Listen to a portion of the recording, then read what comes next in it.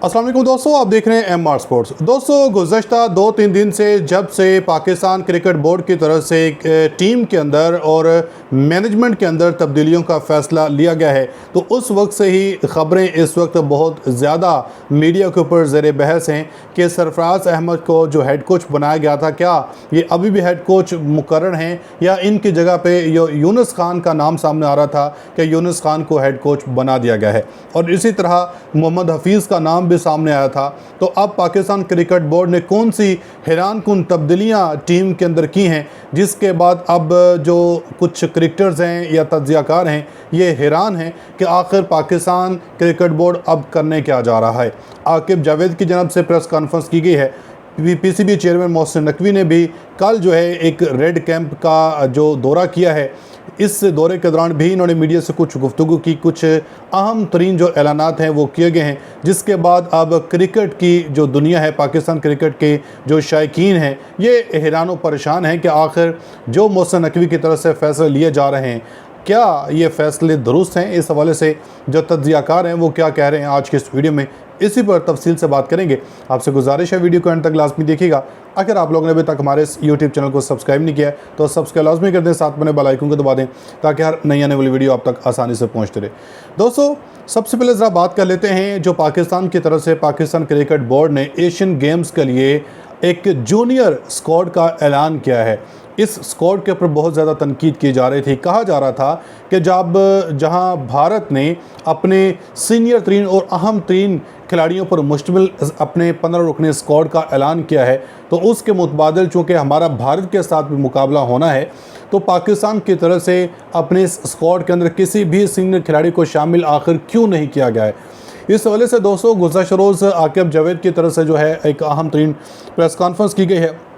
Pakistan cricket board के जो director high performance हैं आकिब जावेद साहब, इन्होंने दोस्तों प्रेस कॉन्फ्रेंस की है और अपनी प्रेस कॉन्फ्रेंस में ये वाज़े कर चुके हैं कि एशियन गेम्स 2026 के लिए नौजवान खिलाड़ियों पर मुश्तमिल पाकिस्तान का जो स्क्वाड है भारत को शिकस्त देने की भरपूर सलाहियत रखता है। यानी कि इनकी तरफ से जो नाम रखे गए या जो इन्होंने अपनी इस स्क्वाड के लिए फहरिस्त को फाइनल किया है, उस फहरिस्त का ये दिफा कर रहे हैं और ये अपने उस फैसले के ऊपर अटल हैं कि हमने जो ये खिलाड़ी बनाए हैं यही खिलाड़ी जो हैं भारत को शिकस्त देने की सलाहियत रखते हैं। आकिब जावेद ने कहा कि जिस तरह हमारे नौजवान खिलाड़ियों ने अंडर 19 और शाहीन्स की सतह पर भारत को शिकस्त दी, वो एशियन गेम्स 2026 में भी ऐसा ही मुजाहिरा कर सकते हैं। इन्होंने एशियन गेम्स के लिए जूनियर खिलाड़ियों पर मुश्तमिल टीम भेजने का जो है वो दिफा किया है। और साथ ही आकिब जावेद की तरफ से भी कहा गया कि अगले वनडे वर्ल्ड कप में अभी 1.5 साल का वक्त बाकी है और इसलिए हमने होम ग्राउंड पर अपनी ताकत के मुताबिक खेल पेश करना है। इन्होंने वाज़ह किया कि अगर हम बाहमी सीरीज़ जीतने के लिए स्पिन पिचेस तैयार नहीं करेंगे तो वेस्ट इंडीज़ और श्रीलंका की तरह हमें भी वर्ल्ड कप के लिए क्वालिफायर्स खेलना पड़ सकते हैं। और इन्होंने तस्लीम किया कि इरफान नियाज़ी की कारकर्दगी मायूसकुन रही है, ताहम पीसीबी अब ही इनकी तरफ देख रही है। और आकिब जावेद के मुताबिक नए खिलाड़ियों को मौका देना इसलिए ज़रूरी है ताकि टीम की बेंच स्ट्रेंथ को मजबूत किया जा सके। जो नाम दोस्तों शाहीन शाह अफरीदी या जो बाबर आज़म हैं, फ़खर ज़मान हैं या दीगर जितने भी अहम तरीन जो सीनियर खिलाड़ी हैं, इनको टीम में जब शामिल नहीं किया गया था ये एशियन गेम्स के लिए, तो उसके ऊपर बहुत से सवालात उठाए गए। पीसीबी के ऊपर, सिलेक्शन कमेटी के ऊपर तनकीद की कि आखिर ये करने क्या जा रही है। अब इसका फ़ैसला जो है ये आकिब जावेद साहब ने और अब मोहसिन नकवी साहब ने बता दिया। मोहसिन नकवी साहब ने जो है गुज़श्ता रोज़ दोस्तों LCCA ग्राउंड के अंदर जारी red ball cricket training camp का अचानक से दौरा किया है और इस दौरे के दौरान इन्होंने खिलाड़ियों के साथ भी गुफ्तगू की है और उसके बाद मीडिया से गुफ्तगू भी की। अपनी इस गुफ्तगू में मोहसिन नकवी साहब की तरफ से वाज़ह तौर पे कहा गया कि जो खिलाड़ी डोमेस्टिक क्रिकेट नहीं खेलेगा उसे सेंट्रल कॉन्ट्रैक्ट नहीं दिया जाएगा और वो टीम में भी कोई गुंजाइश उसकी नहीं होगी। और इन्होंने सख्त पैगाम देते हुए कहा कि जो खिलाड़ी सिर्फ अपने ज़ाती रिकॉर्ड के लिए खेलते हैं, इनके लिए कौमी टीम के दरवाजे बंद करने का इनकी तरफ से वाज़ह तौर पे कह दिया गया है। यानी कि इन्होंने वाज़ह कर दिया है और जो सिर्फ अपनी ज़ाती तशहीर के लिए या अपने ज़ाती कैरियर के लिए जो सिर्फ खेलेगा उसको उसका कोई भी क्रिकेट टीम के अंदर किसी किस्म की कोई जगह नहीं है। और मोहसिन नकवी ने हैरानकुन ऐलान किया कि सिफारिश और पसंद नापसंद को अब ख़त्म करने के लिए क्रिकेटर्स के सिलेक्शन का एक कंप्यूटराइज्ड और ऑटोमेटेड सिस्टम बनाया जा रहा है, यानी कि एक डाटाबेस बनाया गया है ऑटोमेटेड। उसी डाटाबेस के तहत ही अब क्रिकेटर्स की जो सिलेक्शन है वो की जाएगी, ना कि एक मैनुअल तरीके से अपनी पसंद या सिफारिश के कल्चर जो कहा जा रहा था कि गुज़श्ता कई सालों से पाकिस्तान क्रिकेट के अंदर एक सिफारशी कल्चर चल रहा है। इस कल्चर को वो ख़त्म किया जाएगा, ये मोहसिन नकवी साहब की तरफ से वाज़ेह दो टोक बता दिया गया है। और इन्होंने कहा कि नया सेंट्रल कॉन्ट्रैक्ट सिस्टम मुकम्मल तौर पर डिजिटल होगा, जिसमें कोई भी मैनुअल तरीके से खिलाड़ियों की कैटेगरी या सिलेक्शन पर असरअंदाज नहीं हो सकते, यानी कि जो एक सिफारशी सिलेक्शन होगी, सिफारशी कल्चर होगा, वो अब इसमें उसकी जो पॉसिबिलिटी है वो बिल्कुल ज़ीरो हो जाएगी। इन्होंने कहा कि वो सिलेक्शन का मामला ख़ुद अपने हाथ में नहीं लेना चाहते, तमाम फैसले क्रिकेट माइंड्स के मशवरे पर करेंगे। और सरफराज अहमद को हेड कोच के ओहदे से फौरी हटाने की खबरों पर इन्होंने वाज़ेह किया कि सरफराज को हटाने का फ़िलहाल कोई फ़ैसला नहीं हुआ है। अलबत्ता इनकी तरफ से ये भी बता दिया गया कि चूँकि सरफराज के ऊपर बहुत ज़्यादा बोझ है, तो इसलिए हम नहीं चाहते कि इनका इतना ज़्यादा बोझ अपने सर के ऊपर लेके ये काम करें, तो इसलिए इनका जो बोझ है इसको अब डिवाइड करना होगा। और मोहसिन नकवी ने बताया कि वो पाकिस्तान क्रिकेट को बेहतर बनाने के लिए साबिक कप्तान यूनुस खान से भी मुलाकात कर रहे हैं और क्रिकेट के बड़े दिमागों का दायराकार मज़ीद बढ़ाया जा रहा है। यानी कि अब इन्होंने ये भी बता दिया है कि जो यूनुस खान है वो उनकी जो बहुत जल्द पीसीबी के अंदर तैनाती हो जाएगी। तो इन्होंने ये भी साथ ही बताया गया कि मैं पाकिस्तान क्रिकेट को बेहतर करने की मैंने ठानी है, ये इंशाल्लाह करके रहूँगा। अब ज़रा दोस्तों, आप हमारे बड़े अच्छे दोस्त हैं, भाई हैं, सना भाई, इनकी ये गुफ्तगू है पाकिस्तान क्रिकेट बोर्ड के इस फैसलों को, इस नई पॉलिसी के ऊपर। आप ज़रा इनकी गुफ्तगू सुने। और क्या ये पाकिस्तान की नई नवेली टीम भारत को हरा सकती है, इसके ऊपर बड़ा ख़ास जवाब दिया आकिब जुबैर ने, बात करेंगे।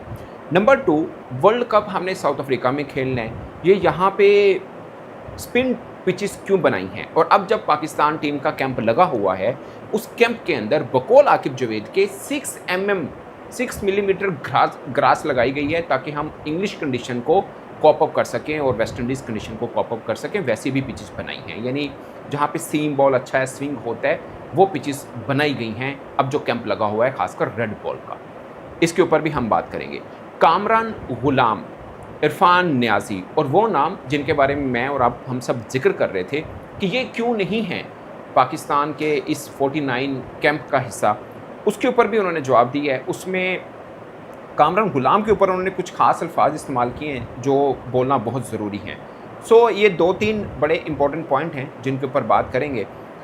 सबसे पहले शुरू कर देते हैं हम स्पिन ट्रैक से मामला शुरू करते हैं। स्पिन पिचेस के ऊपर उन्होंने बोला कि मैं बहुत देख रहा हूँ कि लोग बातें कर रहे हैं कि ये स्पिन पिचेस क्यों बनाई गई हैं। उन्होंने बोला कि ऐसा ना हो कि जैसे श्रीलंका और एक और टीम का उन्होंने नाम लिया कि उन्होंने वर्ल्ड कप के लिए क्वालिफाइंग राउंड खेलना पड़ा। वैसे बाय द वे एक बार पाकिस्तान को भी ये मसला आ गया था, क्वालिफाइंग राउंड में जाना नहीं पड़ा था बट जा सकते थे, हम बिल्कुल एज पे खड़े थे जब मिसबा कप्तान थे, मुझे याद है। तो आखिर जो ये कह रहे हैं कि हम अब बायलैटरल सीरीज़ को अभी से क्यों इस तरह बना दें कि हमने जी साउथ अफ्रीका की तैयारी करनी है जबकि 1.5 साल ऑलमोस्ट 18 माह बाकी पड़े हुए हैं, तो हम बायलैटरल सीरीज़ को उस तरह से क्यों ना देखें कि बायलैटरल सीरीज़ भी जीतनी होती हैं। तो इतनी जल्दी हम क्यों साउथ अफ्रीका की तैयारी कर रहे हैं? मुझे लगता है कि शायद ये उनका अपना एक माइंड है, बट मुझे लगता है कि ये जस्ट एक एक्सक्यूज़ हो सकता है। अभी बांग्लादेश ने भी तो हराया ऑस्ट्रेलिया को, स्पिन ट्रैक में नहीं हराया, और ये स्पिन ट्रैक बांग्लादेश पहले बनाता था। बांग्लादेश ने 2 मरतबा इंडिया को हराया। आखिरी 2 टूर जो इंडिया ने बांग्लादेश में किए हैं ना, वो दोनों टूर इंडिया हारा है। 3 बार न्यूजीलैंड को हराया, 1 बार साउथ अफ्रीका को हराया हुआ है, पाकिस्तान को 2 बार हराया बांग्लादेश ने, वाइट बॉल की बात कर रहा हूँ, और अब ऑस्ट्रेलिया को भी हरा दिया। सो वो स्पिन ट्रैक पहले बनाते थे। 2015 एक साल में उन्होंने साउथ अफ्रीका, पाकिस्तान, इंडिया तीनों को हराया था, लेकिन बाहर जाके प्रॉब्लम हुआ। सो ये उनका फार्मूला था। अब अगर हम बायलैटरल सीरीज़ सिर्फ इसी फार्मूले से कर रहे हैं, और अब की बात नहीं है कि अभी वर्ल्ड कप पड़ा है, हम तो शुरू से ऐसा कर रहे हैं, हम तो टेस्ट भी ऐसा ही खेल रहे हैं, हम तो वनडे भी। मेरा मानना है कि टेस्ट में चले सभी टीमें अपना, जिसे बोलते हैं ना कि फ़ायदा लेती हैं होम कंडीशन का, क्योंकि एक सीरीज़ मैटर कर रही होती है टू रीच और to qualify for world test championship. मतलब वर्ल्ड कप में बायलैटरल सीरीज़ में आपको इतना डर पड़ा, फिर ऑस्ट्रेलिया को ये डर क्यों नहीं है? वो पाकिस्तान से भी हारा, उधर जाके भी हार के, फिर ये डर ऑस्ट्रेलिया को क्यों नहीं है? वो कहते हैं कि अगर आप ऐसी पिचेस बनाएं जहाँ पे कोई टीम आपको घर में आके हरा सके, तो आगे कोई किसी सीरीज़ में कोई छोटी टीम भी आपको अच्छा मैच खेल के हरा सकती है। ये एक जिसे बोलते हैं ना डिफेंसिव अप्रोच, अगर आपके माइंड में है तो क्रिकेटर्स में भी फिर जाएगी। ऑफ कोर्स मैं इस एक्सक्यूज़ को बाय नहीं कर रहा, मुझे लगता है कि ये कोई नहीं है, इतना टर्निंग ट्रैक बनता ही नहीं है कहीं पर भी। मतलब वैसे भी सीरीज़ हो, वर्ल्ड कप को छोड़ भी दें तो ये जिसे बोलते हैं 156 रन्स वाला 50 ओवर के अंदर मैच फंस रहा है, ये कौन सा मैच है वनडे का। जी दोस्तों, आपने ये इनकी गुफ्तगू सुनी है। उम्मीद है कि इससे भी काफ़ी जो चीज़ें हैं आपकी एक क्लियर हो चुकी होंगी। अब तक लेते हैं अपनी फीडबैक का कमेंट सेक्शन में लाजमी दीजिएगा। मिलेंगे अगली वीडियो में, तब तक के लिए अल्लाह हाफ़िज़।